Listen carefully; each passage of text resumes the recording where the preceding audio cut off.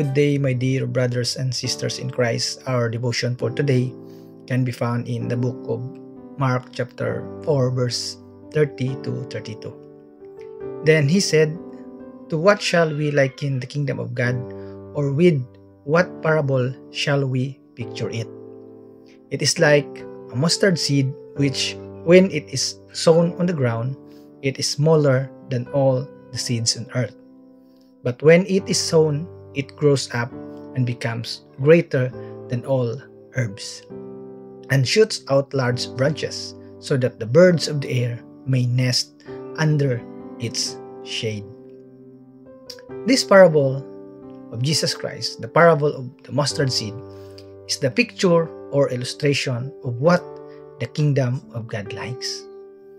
And this mustard seed represents the Word of God that's sown on the ground.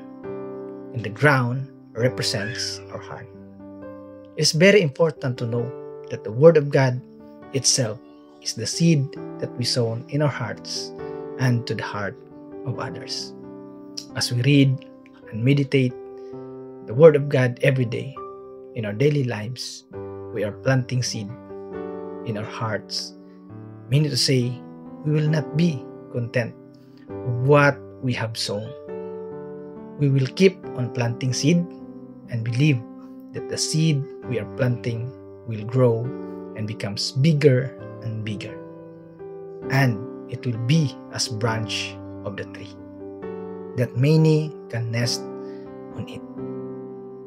Let the seed or the Word of God, even it's so small, becomes bigger and bigger in our life, that it can be the source of blessings to others and can be a source of salvation to other people also.